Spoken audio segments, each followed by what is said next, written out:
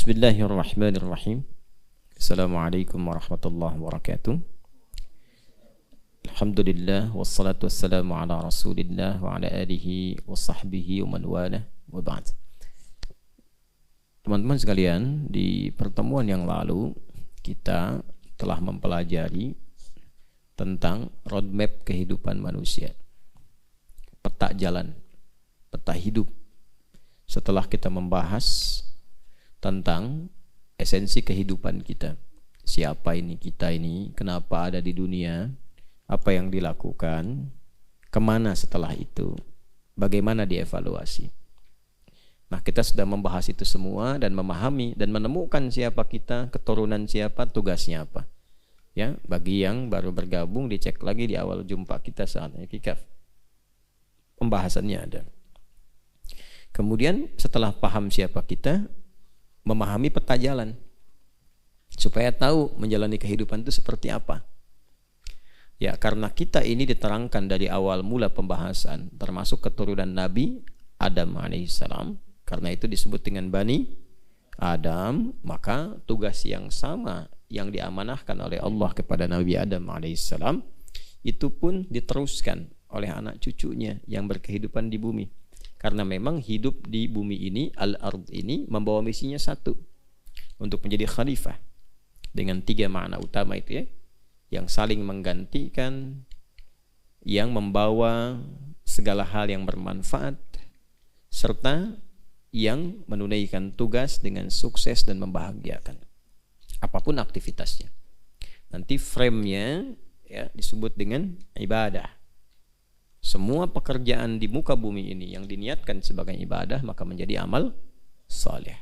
Diberikan bekal awal berupa iman, kemudian setelah itu ilmu dan diteruskan.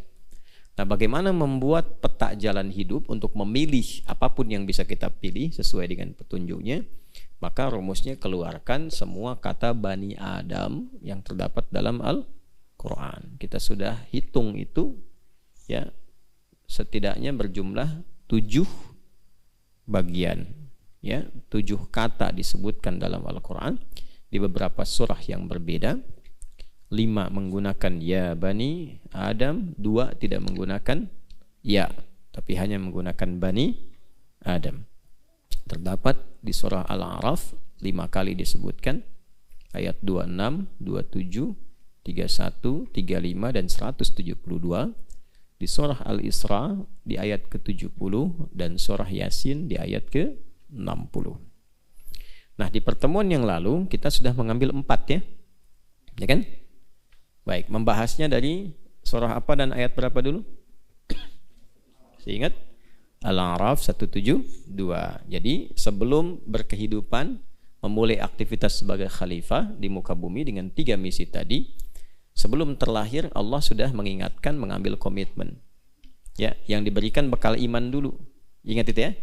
Jadi nanti apapun yang dilakukan dalam kehidupan kita itu di muka bumi, tugasnya apapun, maka kalau ingin mudah, ingin lancar, ya, harus diawali dengan iman. Kan belajar pakai iman. Wa ma kana al-mu'minuna liyanfiru kaffah, kan? Kemudian bekerja pakai iman. Ya ayyuhalladzina amanu kulu min thayyibati ma razaqnakum. Kalau kita mulai semua dengan iman, maksudnya menyambungkan, mengoneksikan diri kita dengan Allah, maka oleh Allah akan dibuka semua akses kemudahan-kemudahan dalam berkehidupan. Nah, nanti pembuktian iman itu lahirnya perbuatan yang dinilai benar oleh Allah, dinilai baik. Semua perbuatan yang dinilai baik disebut soleh, amal soleh namanya. Amal itu perbuatan. Kalau Allah nilai itu baik, benar, disifati dengan soleh. Kapan amal menjadi soleh? Kalau pakai iman. Ya, karena itu konsepnya jelas disampaikan dalam Al-Quran. Wal 'asr innal insana lafi khusr illa alladhina amanu wa amilus salihat. Dan kita sudah bahas di pertemuan lalu, setelah kita akan memulai dengan iman itu, maka yang pertama dilakukan bangun konektivitas dengan Allah. Makanya dalam bentuknya apa? Ya, dalam bentuk ibadah pertama yang menyambungkan kita dengan Allah berupa salat. Jadi sebelum memulai aktivitas duniawi kita, bangun dulu hubungan dengan Allah. Nah, iman itu mengoneksikan kita dengan Allah. Bagaimana mengaktifkan sinyal iman? Kan harus aktif. Antum punya handphone, ada sinyalnya, tapi nggak diaktifkan, handphone nggak dinyalain, turn on, nggak dinyalakan. Bisa nggak dipakai untuk komunikasi? Tidak. Nah, cara menyalakan iman itu, ya, mengoneksikan dengan Allah. Itu nanti ada panggilannya panggilan iman. Itulah yang di ayat 31. Jadi dari ayat 172 ke ayat 31. Ya kan? Dari Bani Adam ke ya Bani Adam. Komitmennya Bani Adam. Wa idh akhadha rabbuka mim bani Adam min zuhurihim dzurriyyatahum wa asyhadahum ala anfusihim alastu bi rabbikum. Nah, itu komitmen keimanan, syahadat, persaksian. Setelah itu diaktifkan sinyal imannya. Ya, lewat ayat ke-31. Ya Bani Adam khudhu zinatakum 'inda kulli masjid. Cara menerjemahkan yang paling nyamannya, hei semua anak cucu Adam, kalau ada panggilan dari masjid, segera respon, kenakan pakaian terbaikmu. Tuh, menghadap Allah tuh begitu, harus pantas. Ya, kan kita pengen kasyaf, dibuka segala kemudahan, akses. Nah, karena itu ketika menghadap Allah, berpenampilan yang baik. Ya, baik penampilan itu penampilan fisikal, pakai baju yang bagus, terus komunikasi juga ditata. Ya, Anda bertemu dengan orang-orang makhluk loh di muka bumi, dengan kiai, dengan ustadz, dengan pimpinan perusahaan, dengan tokoh, kan pakai baju bagus, ya kan? Terus kata-katanya diatur kan, supaya lancar, supaya tidak tersinggung. Ini menghadap, menemui pencipta segalanya, Tuhan kita yang hak. Nah, maka harus lebih bagus daripada bertemu dengan manusia. Ini kan penciptanya, Khaliq. Nah, itu kalau pengen dibuka oleh Allah harus begitu. Makanya ulama-ulama kita itu kalau mau menyembah Allah itu Masya Allah. Jadi ada salah satu ulama di Indonesia itu, kalau makan pun makan, itu penampilan dijaga.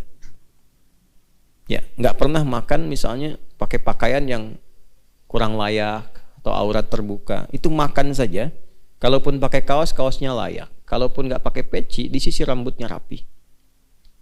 Muridnya bertanya kemudian, mengklarifikasi.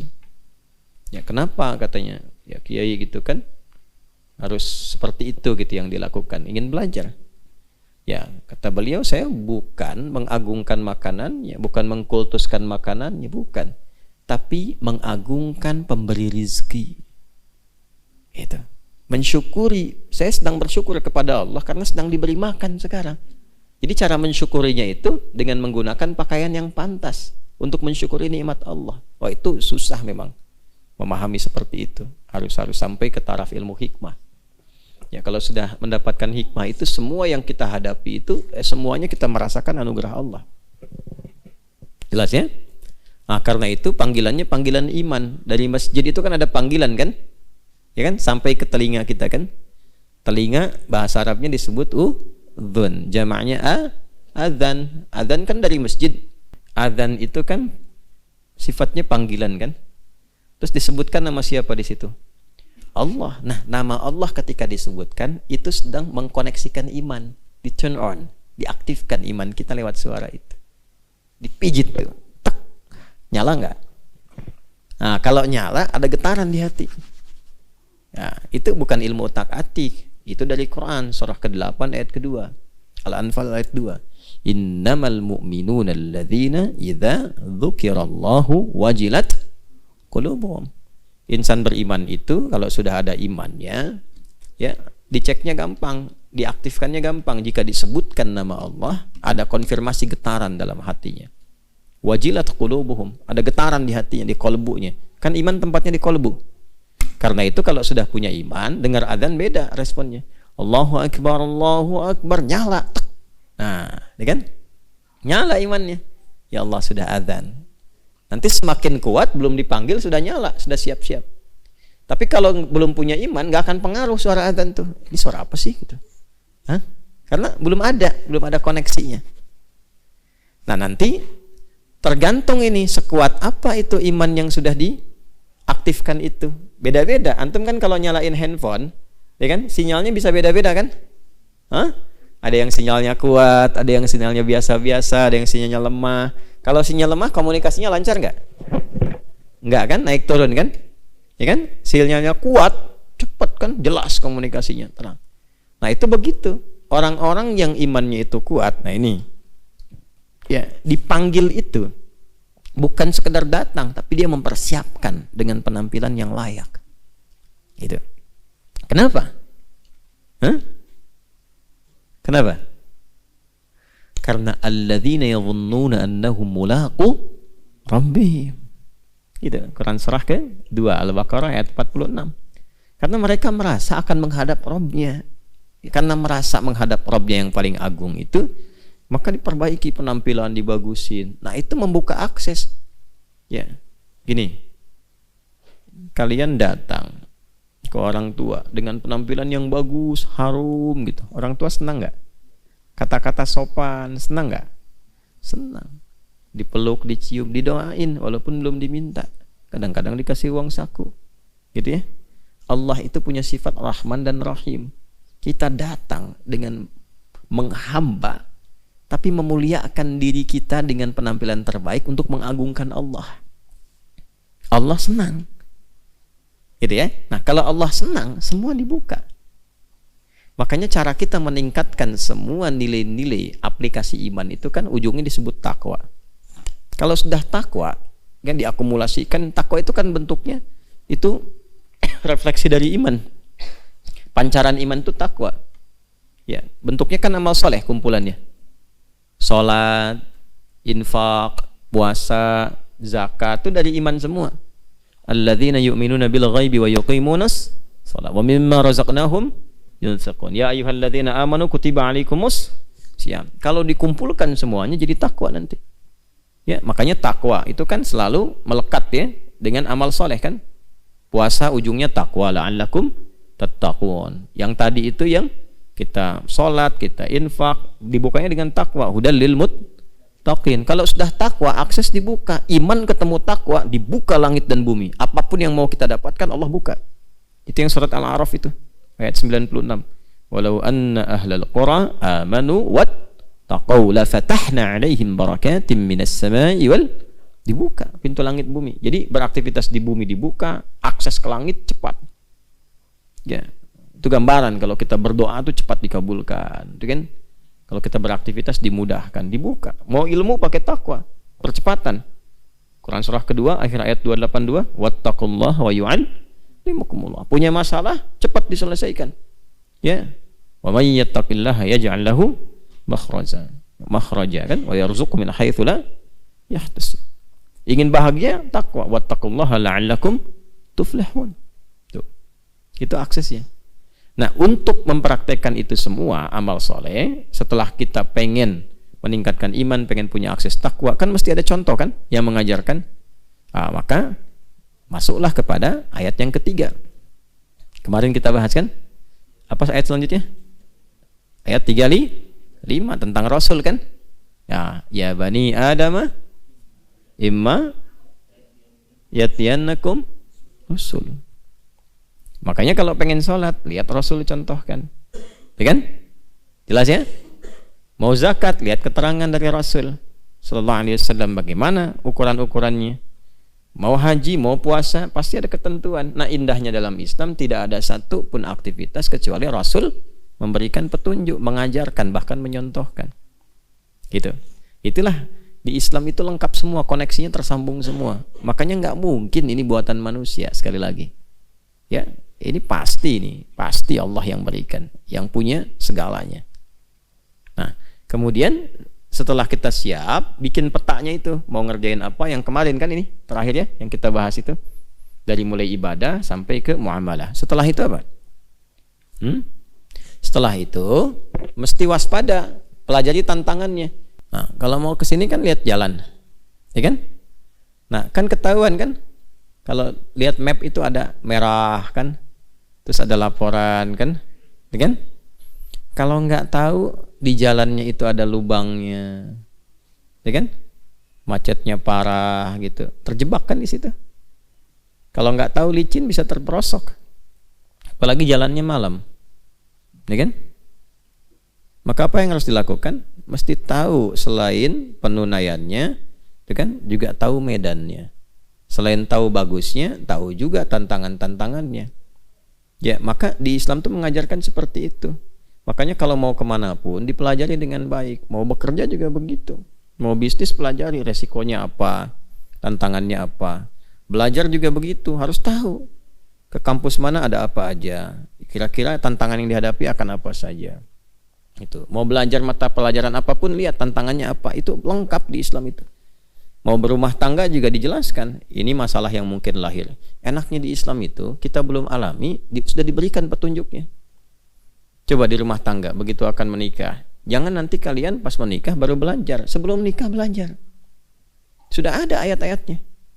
Tugas laki-laki apa? Ar-rijalu qawwamuna 'alan nisa bima faddalallahu ba'dahum 'ala ba'dhin wa bima anfaqu min amwalihim. Setelah itu tugas perempuan, fas-salihatu qanitatun hafizatu lil ghaibi bima hafizallah. Setelah itu diungkap, ini kemungkinan ada masalah-masalah yang terjadi di rumah tangga.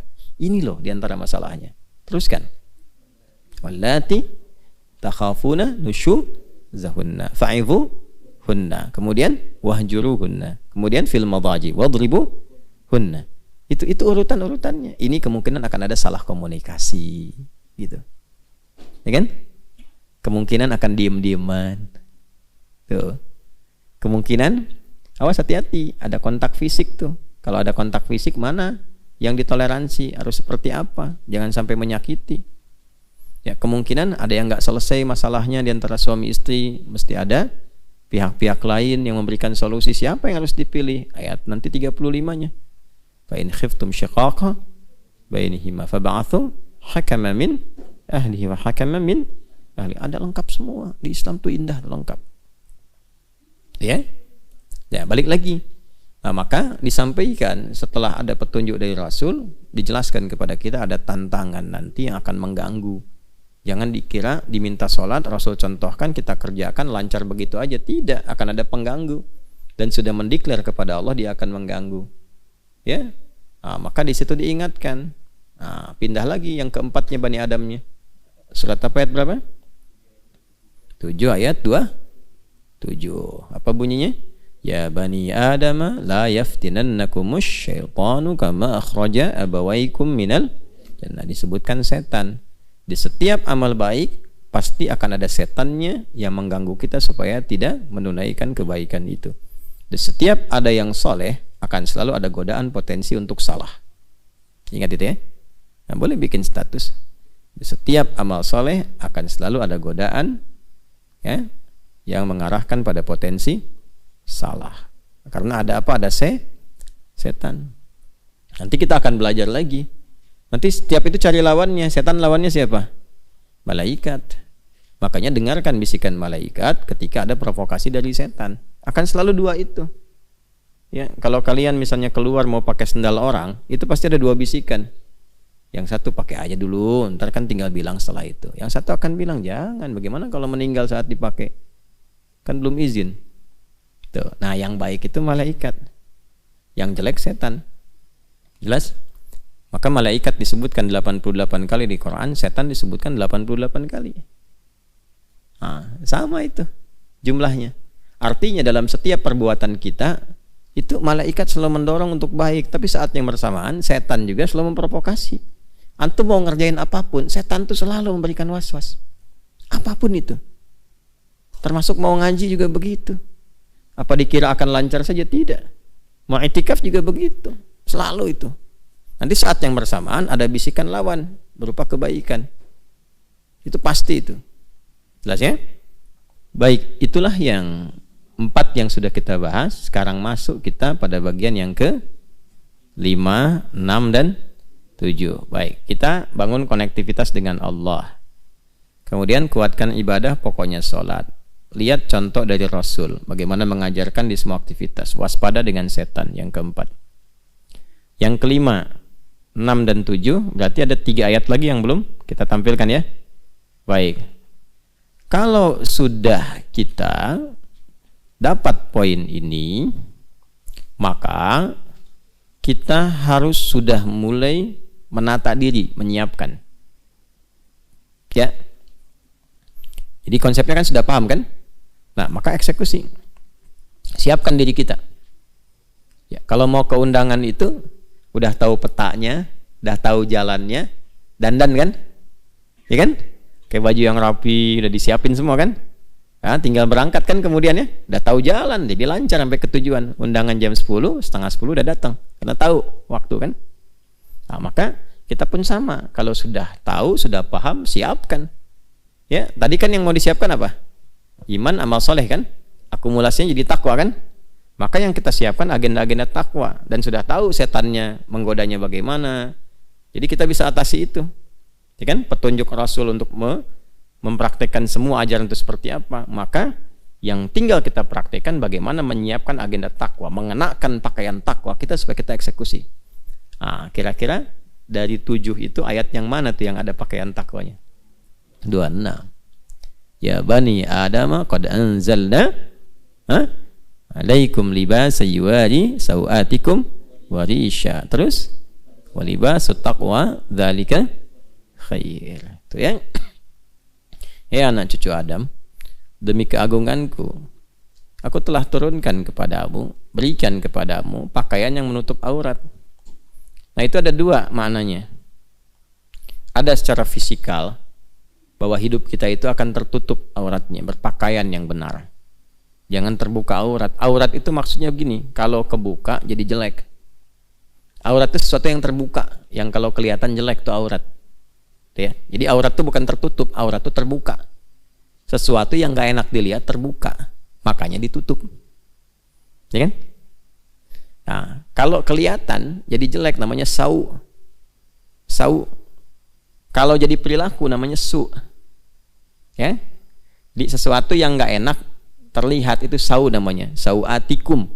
Ya kan? Sudah? Qad anzalna 'alaikum libasa yuwari sauatikum wa risha. Risha di situ model yang bagus-bagus. Ya, silahkan, ini makna pertama, makna hakiki. Jadi silahkan kenakan pakaian yang bagus-bagus, modelnya mungkin juga bisa beraneka ragam. Kan ini baju-baju, ya kita sebut baju koko kan modelnya macam-macam kan. Silahkan, jadi fashionable orang muslim itu. Quran itu menuntun kita untuk menyesuaikan berpenampilan yang bagus, silahkan, senyamannya. Ya, mungkin beraneka ragam budaya bisa macam-macam pakaiannya. Di Indonesia saja kan Masya Allah, Jawa dengan Sumatera dengan Kalimantan punya khasnya kan. Nah, tapi pakaian khas itu jangan sampai sebagus-bagusnya tapi aurat kebuka. Ya, aurat-aurat pokok yang nggak enak dilihat. Lihatnya aja nggak enak gitu kan. Ya, oh tapi kan itu biasa aja, berarti kebanyakan lihat yang nggak bagus. Karena kalau kebanyakan lihat, nanti mata itu sudah nggak sensitif lagi. Gitu. Kalau orang lihat gambar-gambar yang buruk, kebanyakan lihat nggak sensitif lagi. Malah terus dianggap biasa nantinya. Ya, ada orang nonton video porno atau lihat misalnya pornografi, gambar-gambar gak elok. Awal-awal itu pasti ada penolakan karena sau. Ketika dipraktekkan su, tapi kalau keseringan dianggap biasa. Maka orang-orang yang menganggap normal aurat itu kebanyakan lihat yang salah. Makanya matanya nggak peka dengan yang benar. Ya kan? Itu pakaian terhormat kok. Iya, di kalangan Anda yang biasa ngelihat yang salah. Gitu kan? Paham ya? Nah, tapi kalau kita kembalikan pada cara yang benar, tertutup. Kan fitrah manusia itu sebetulnya kalau melihat sesuatu yang tak pantas dilihat, sensitif tuh, nggak enak ngelihatnya. Ya, ngapain sampai dibuka-buka begitu, gitu kan? Nah, dan seterusnya lah. Kita nggak usah bandingkan dengan makhluk-makhluk lain. Ya, cukup kita berperilaku sebagai manusia aja. Nah, Allah itu mengatur kita supaya tampil bermartabat dan membedakan dengan makhluk-makhluk yang lainnya. Karena nanti ada fitrah makhluk yang memang nggak berpakaian. Kalau berpakaian jadi aneh. Memang auratnya mesti tampil. Ya, kalau nggak tampil jadi aneh. Apa diantaranya? Hewan. Ya, coba kambing kasih pakaian, aneh. Ayam kasihin jaket, aneh. Ya, silakan. Singa kasihin sarung, aneh. Ya, jadi bingung malah gitu. Ya, jadi bingung. Karena memang konsep hidupnya seperti itu, dibuat itu untuk tampil apa adanya. Ya, jadi keindahan, bahkan juga ketangguhan dan sebagainya ketika tidak pakai pakaian itu untuk binatang. Gitu ya. Nah, manusia berbeda, indahnya itu saat berpakaian. Ketika nggak berpakaian bikin gaduh. Ya. Jangan antum lah gitu ya. Ada orang telanjang tuh, dia masuk jalan tol pakai motor telanjang aja begitu bikin gaduh. Itu lepas dari Ragunan siapa tuh katanya kan? Ya kan hanya hewan yang tidak berpakaian. Manusia makanya aurat-aurat yang pokok yang harus ditutup itu mesti ditutup. Kalau enggak sau. Ya, sau tuh. Kemudian kalau jadi perilaku jelek. Ya. Sudah. Sau, orang Jawa bilang saru. Ya kan? Jelas? Nah, silahkan modelnya bisa diatur. Mau pakai jubah silahkan, mau pakai batik silahkan. Ya, pakai pakaian gamis silahkan, baju-baju koko silahkan dan sebagainya. Silahkan, yang penting modelnya menyesuaikan dengan tradisi masing-masing, nggak apa-apa. Nah, Islam itu adaptasinya itu indah, nggak banyak menyoal. Ya. Jelas ya? Oh, dan nggak perlu muncul sentimen-sentimen. Oh, ini pakaian Arab nih, nggak nasional nih, nggak ada pakaian begitu. Ya, Pangeran Diponegoro pahlawan nasional bukan? Nasional, pakainya jubah. Coba lihat, Imam Bonjol pahlawan nasional bukan? Nasional, pakai jubah, atasnya pakai sorban. Dia kan?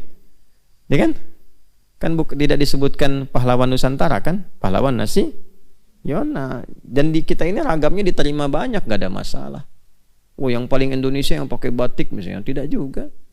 Ya, yang penting kita mempraktekkan nilai-nilai keindonesiaan dengan baik. Jadi pakaian keislaman itu nggak dibatasi dengan sekat tertentu. Tuh, kalau di Indonesia mesti pakai batik, emang kafannya dari batik? Kan tidak juga. Pakai batik, alhamdulillah. Pakai jubah, alhamdulillah. Yang penting keragaman itu menyatukan kita, jangan saling mencela.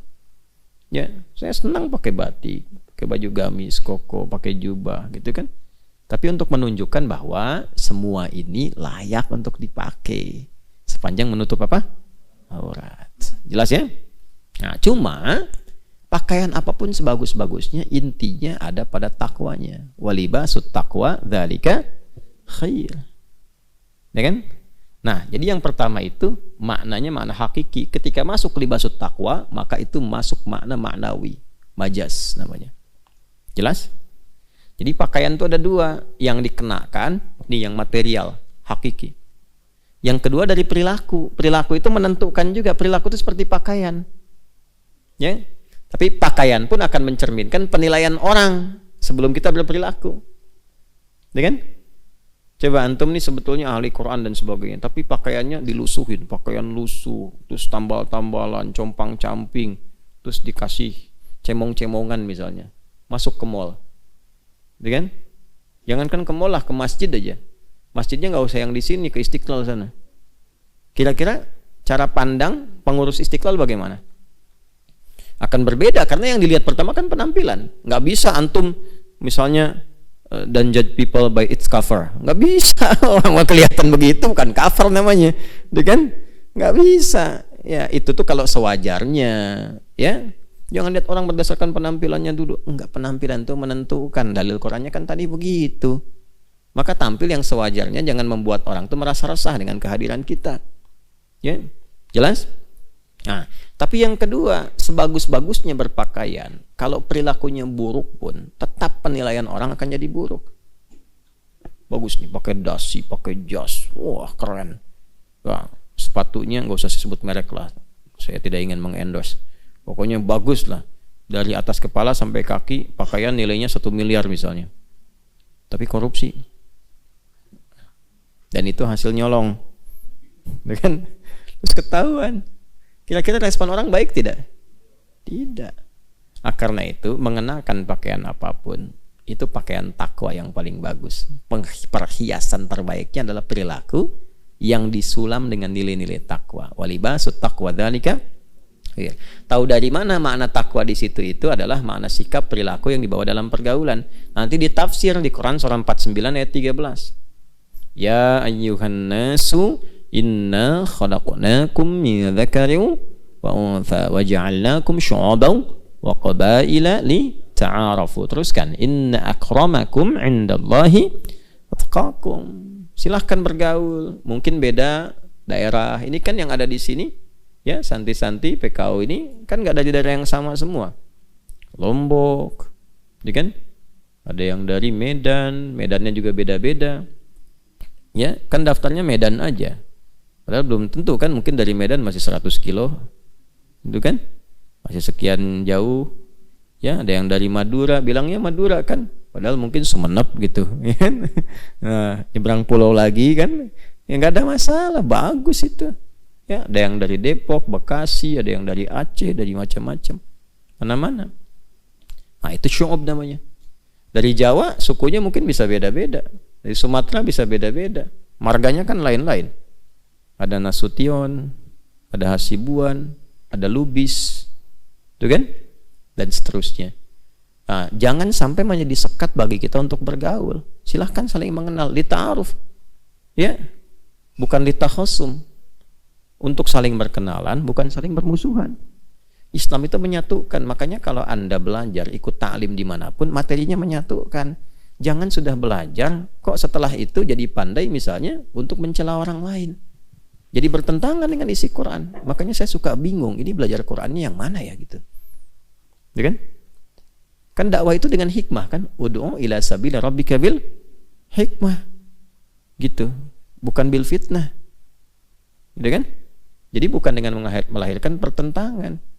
Walaupun alasan-alasan itu jelas, teorinya misalnya ini salah, tapi sesalah-salahnya pun ada cara menyampaikan supaya tidak menimbulkan masalah. Yang salah itu kan bukan yang salah itu kan diperbaiki, bukan dihujat. Firaun salah kan? Allah utus Musa dan Harun memperbaiki kan? Bukan untuk menghujat kan? Itu aja gampangnya begitu. Ya kan? Idhaba ila fir'auna innahu tagha faqula lahu qawlan layyina. Tuh. Katakan dengan lembut, la'allahu yatadzakkaru au yakhsha. Surat apa? Thaha ayat berapa? 43 sampai 44. Gitu. Nah, itu caranya. Jadi kalau kita paham dengan itu semua, bergaul itu enak. Cukup setan aja yang jadi musuh, itu aja udah repot kita. Setan, tuh, musuh kamu. Ya. Itu setan satu aja udah repotnya. Tidur diganggu, bangun tidur diganggu. Ya. Single diganggu, ya kan jomblo dengan single beda kan, ya kan? Berumah tangga diganggu, ya kan? Mau kerja diganggu, ngajar diganggu, repot memang setan satu tuh. Terus mau nambah musuh, capek, apa nggak capek hidupnya begitu? Terus ngaji lagi, kenapa ngaji jadi tambah musuh? Ngaji itu tambah teman, tambah kawan, tambah objek dakwah. Bagaimana bisa begitu? Inna akramakum indallahi atqakum, kalau takwanya muncul. Makanya belajar pakai takwa, beramal pakai takwa. Jelas ya? Nah, jadi kita sudah tahu tadi koneksi imannya, cara mengaktifkannya, contohnya, kemudian tantangannya, musuhnya. Lalu kalau sudah tahu petanya, bikin peta hidup dong. Roadmap kan judulnya roadmap sekarang itu. Ya kan?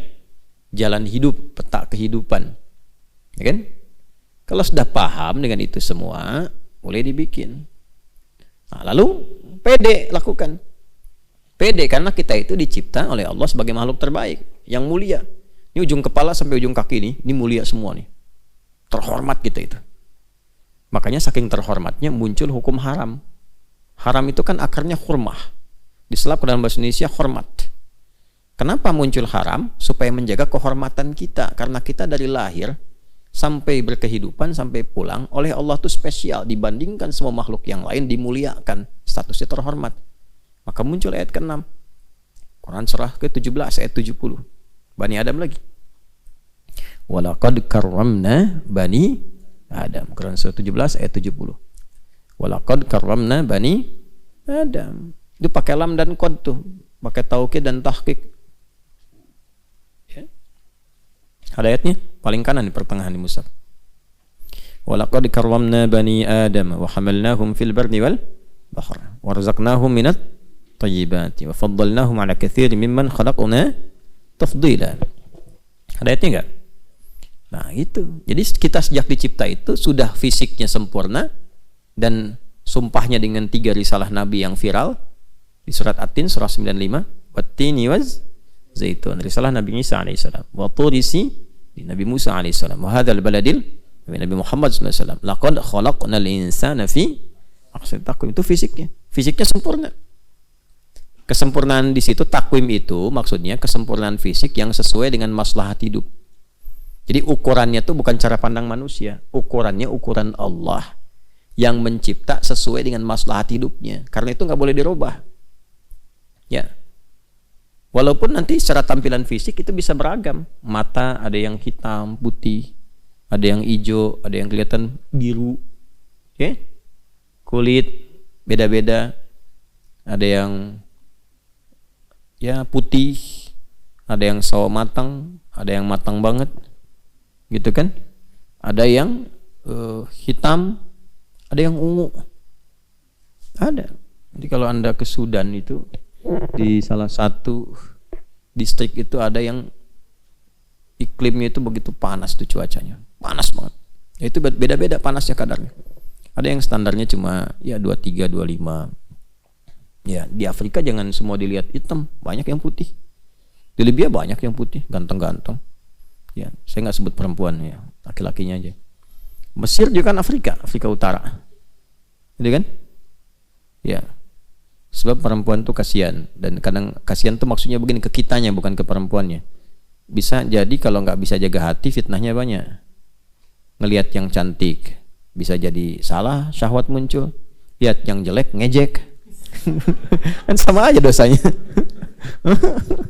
Sama-sama dosa kan? Coba lihat.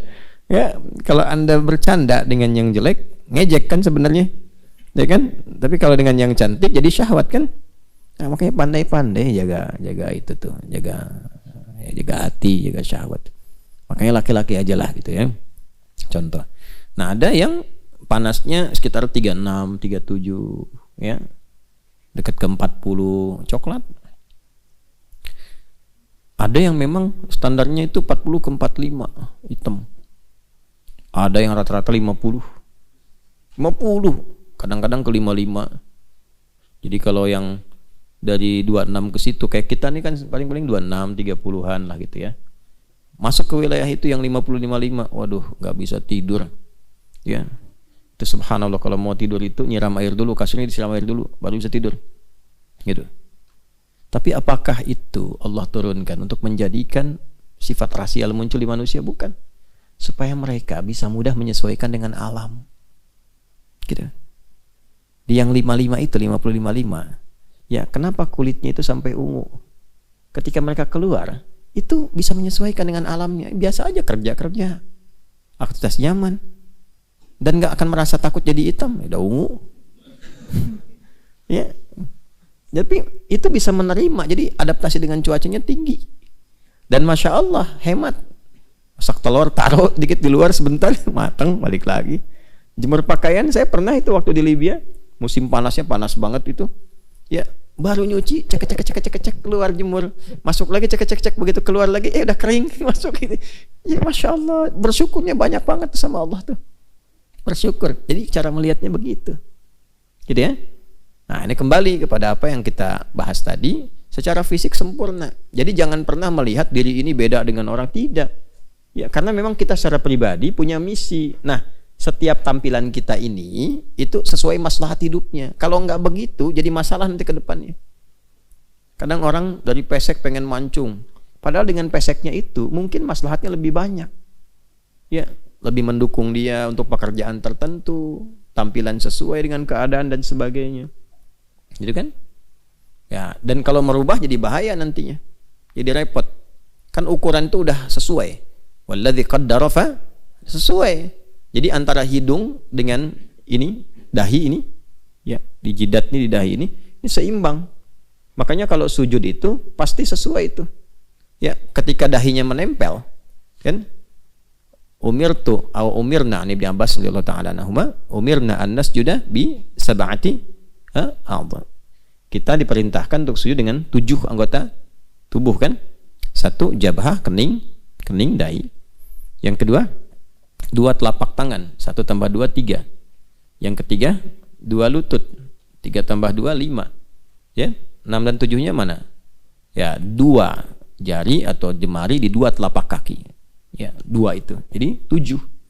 Nah, ukuran kesempurnaan bisa nyamannya, kening itu bisa lurus sampai ke belakang, kepala lurus, bagus gitu sujudnya. Nah, itu ada untuk menempelkan ini hidung, tapi isyaratnya itu hanya menunjuk ketika menyebutkan jabhah, ini menunjuk kepada hidung.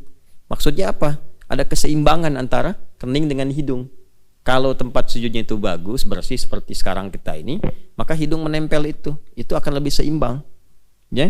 Tapi kalau tempatnya misalnya ya diprediksi ada debu, walaupun bersih apa, tapi mungkin sensitif hidung apa, itu hidung bisa naik sedikit misalnya kan, tapi masih tetap seimbang bagus. Nah kalau dirubah dari pesek jadi mancung, nggak akan seimbang.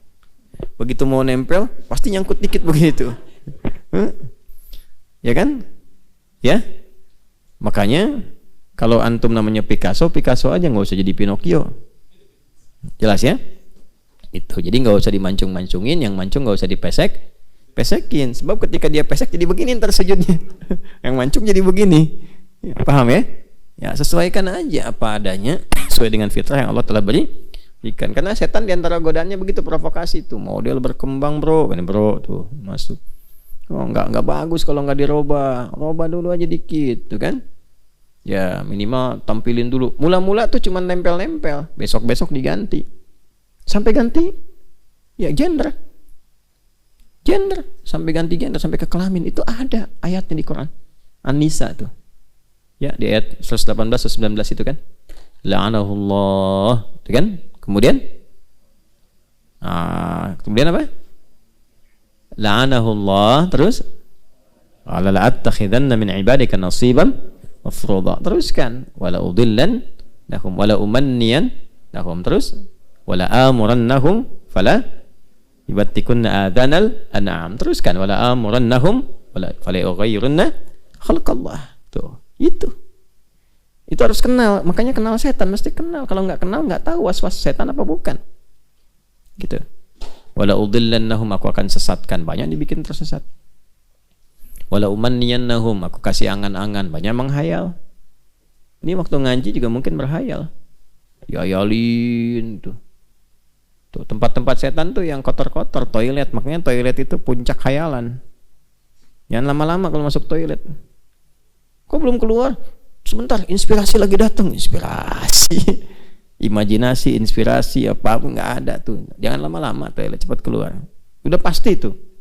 Udah pasti, kalau nggak percaya silahkan. Begitu masuk toilet, pub misalnya kan, buang air besar atau apa, itu otomatis tuh setannya masuk, goda. Jelas ya? Nah kemudian yang selanjutnya apa? Ya, yang selanjutnya itu akan didorong juga untuk dekat dengan hewan, tapi hewan-hewan itu nanti ya mungkin ada yang diberi tampilan aneh-aneh, ada yang dirubah, ada yang dilukai, ada yang macam-macam. Ujung-ujungnya merubah diri, ya, merubah tampilan diri. Tampilan diri itu bukan pada yang dibenarkan, tapi pada yang dilarang. Mulai nempel-nempel dulu, pakai tato misalnya kan, ya tato naga, pengen kelihatan serem. Begitu tua jadi cacing, kan keriput terus mengecil. Tuh kan, yang menutup apa namanya tempat wudhu, macam-macam lah, ya habisin. Setelah itu robah-robah diri, ya ganti, sampai kan terlihat sekarang fenomenanya kan, laki-laki pengen jadi perempuan, perempuan pengen jadi laki-laki, robah ini itu, dari merubah suara, kena razia malam-malam. Anda siapa? Nia Pak. Yang benar siapa? Nia. Nama lengkap Kurniadi. Oh kan, yang macam-macam. Ya, nggak usah aneh-aneh lah. Ya, baik.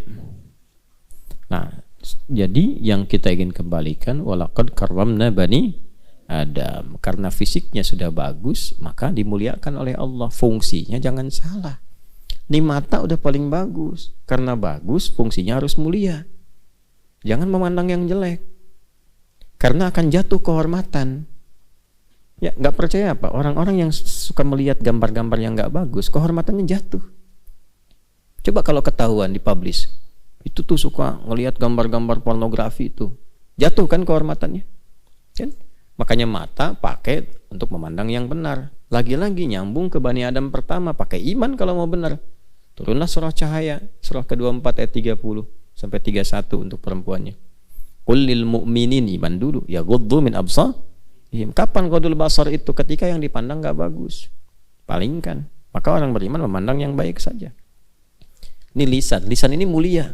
Kan tadi ayatnya walaqad karramna bani Adam gitu. Udah pakai bani Adam. Kami mulia kan cucu Adam itu. Karena mulia, lisannya istimewa, sempurna. Kesempurnaan itu jangan sampai dikotori, jangan diturunkan martabatnya. Maka berkatalah yang baik-baik. Man kana yu'minu billahi wal yawmil akhir falyakul khaira aw liyasmut. Makanya dilarang mencela. Haram hukumnya bikin hoax, gibah, haram.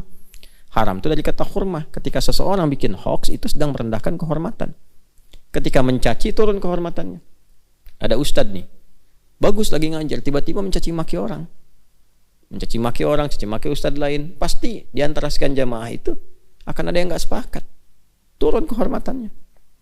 Apalagi direkam terus viral. Kan? Apalagi dipakai mencuri, pakai korupsi, dan seterusnya. Lalu ketangkap sama KPK, sama kejaksaan, polisi. Diekspos, disampaikan, ketahuan, kasihan. Kasihan tuh keluarganya maksudnya. Yang korupsi bapaknya, anaknya yang dibully. Itu kan? Istrinya yang capek. Tuh, makanya mesti benar-benar kalau punya akun media sosial mesti ditata, kan punya iman.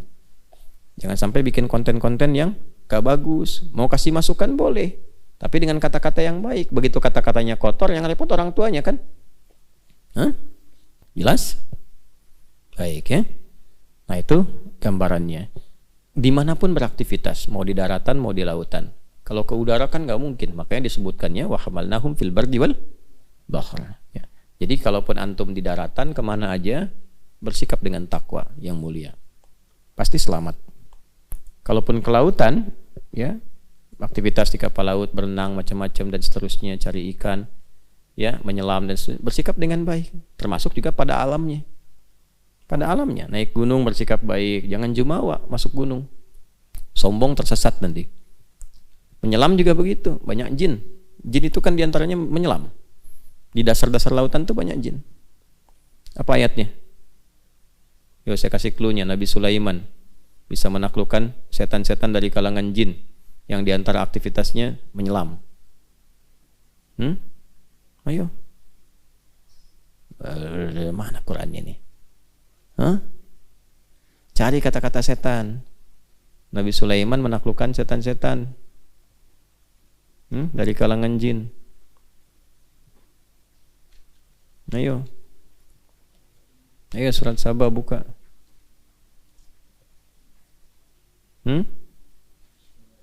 Terus? Mar, kencangin Mar suaranya Mar. Tegap Mar. Yo. Oh, surat apa? Soal ayat 37. Nanti nyambung tuh dari surat Saba, terus juga ke surat Sod juga ada ditemukan. Ya, nanti di surat Saba itu tentang jifanin kal jawab dan seterusnya, kemampuan-kemampuan itu menaklukkan awan dan seterusnya. Nanti di surat Sod dirinci lagi. Ya, ada salah satu di antara aktivitas jin-jin itu yang di lautan terdalam. Di antara untuk menyelam. Ruas itu menyelam ke dalam. Lihat di tafsirnya nanti. Ya, di pegunungan juga sama. Ada bagian dari jin-jin dan sebagainya. Ada. Ya, kalau ngajinya khatam kita nanti insya Allah akan temukan. Cuma bukan pembahasan itu yang sedang kita bahas. Ya, maksudnya apa? Kalaupun beraktivitas di lautan, mencari ikan, sedang diving, menyelam apa, tetap dengan takwa, jangan sombong. Itu ya. Nah, sehingga tampil terhormat dan Allah jaga. Naik gunung juga jangan sombong. Ya, ada adabnya. Demikian seterusnya. Ya, kemudian mencari rezeki karena kita sudah mulia, maka rezekinya pun harus yang baik-baik. Razaqnahum minat thayyibat. Harus yang baik. Kalau nggak baik, berarti imannya bermasalah. Jelas? Nah, udah 6 aja konsisten tuh. Makanya rukun iman ada berapa? 6. Jangan salah. Kan udah dikasih jalan yang benar, petunjuknya ada, rasulnya ada, dijelasin, setannya dijelaskan, gangguannya begini. Udah tinggal tampil aja, terus pede. Kita itu makhluk terbaik, pede jalanin. Udah 6. Begitu lewat yang 6 dilewatin, disuruh beriman malah kufur. Disuruh rendah hati malah sombong, disuruh takwa malah membangkang. Itu kan? Kriminal dan sebagainya. Maka pulangnya susah. Oleh karena itu dikecam oleh Allah saat pulang. Muncullah surat Yasin ayat 60 sampai 65-nya itu. Ya, diminta waspada dengan setan malah diikuti. Makanya ketika kembali kepada Allah, dibalikin komitmennya. Ya, alam ahad ilaikum ya bani Adam. Terus Allah ta'budu syaitan. Aku kan udah bilang ke kalian, kan kita udah komitmen. Ahad itu kan mengambil ahdun, ta'ahud itu mengambil komitmen, perjanjian. Kita kan udah ngambil perjanjian. Al-A'raf 1 juga kan ada perjanjian. Jangan diikutin setan. Malah diikutin kalian ini. Yang kalian selalu lakukan itu bangun koneksi dengan aku, dengan ibadah. Wa ani buduni hadza siratum mustaqim. Jadi kan? Karena aku udah bilang yang harus kalian lakukan itu aktifkan imannya, perbanyak ibadahnya, ikuti jalan Rasul. Kenapa yang diikutin setan? Walaqad adalla minkum jibillan katsira. Terus tuh. Apa kamu nggak sadar? Akal kamu nggak dipakai, aku kan kasih akal. Setan tuh kan banyak nyesatkan, kayak malah diikutin. Ya walaqad adalla minkum jibillan katsira, tuh kan? Tuh banyak disesatin. Apa kamu nggak sadar? Kan aku kasih akal, kamu bisa bedakan mana baik, mana benar. Ya, mencuri itu baik apa enggak? Enggak, soleh atau salah? Salah, udah tahu salah, akalnya mengatakan salah, masih mencuri. Bohong itu salah, masih bohong. Berselisih itu salah, masih saling mencela, disesatkan. Setelah itu apa? Oh, jahanam. Udah masuk jahanam kamu. Tuh, sama sekalian sama setannya sekalian diikutin. Kan kamu ikut setan, udah ikut setan sana ke jahanam, gitu. Masukin ke situ. Nah, jadi yang 7 itu nanti pengingat yang sangat dalam. Alhamdulillah dikasih tahu dari sekarang supaya di akhirat tidak terlibat. Jangan udah dikasih tahu sekarang jauh-jauh hari, di akhirat masih terlibat. Awas nih, besok pesawat take off jam 7 ya, bis maghrib mau jelang isya. Di bandara udah dari jam 5 subuh, mau take off jam 7, nginep hotelnya deket bandara, masih ketinggalan pesawat. Kan deket situ tuh.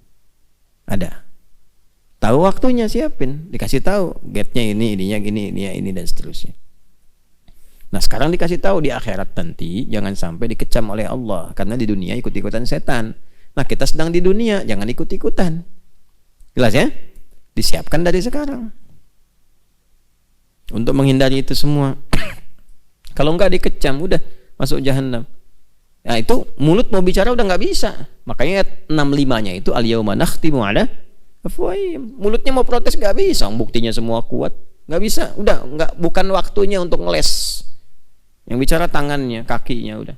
Al-yauma nakhtimu ala afwahihim wa tukallimuna aydihim wa tashhadu arjuluhum bima kanu yaksibun. Nah, itulah 7 roadmap kehidupan kita itu. Ya. 7 peta jalan hidup dari mulai lahir sampai dengan kembali kepada Allah. Ya, jadi 7 peta jalan hidup. Kurang lebih itu yang kita bisa bahas. Selesai uraian kita, tinggal kemudian kita turunkan jadi panduan berkehidupan. Apapun yang kita pilih untuk bisa kita teruskan sebelum kembali kepada Allah Subhanahu wa taala.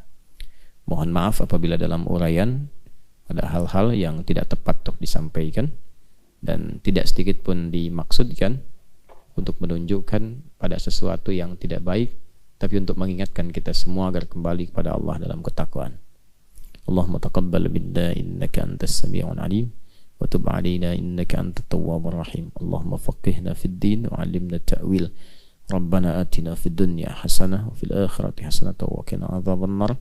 Wa sallallahu ala sayyidina Muhammad wa ala alihi wa sahbihi ajma'in. Wa akhiru da'wana subhanakallahumma wa bihamdika nashhadu an la ilaha illa anta nastaghfiruka wa natubu ilaik. Alhamdulillahi rabbil alamin. Assalamualaikum warahmatullahi wabarakatuh.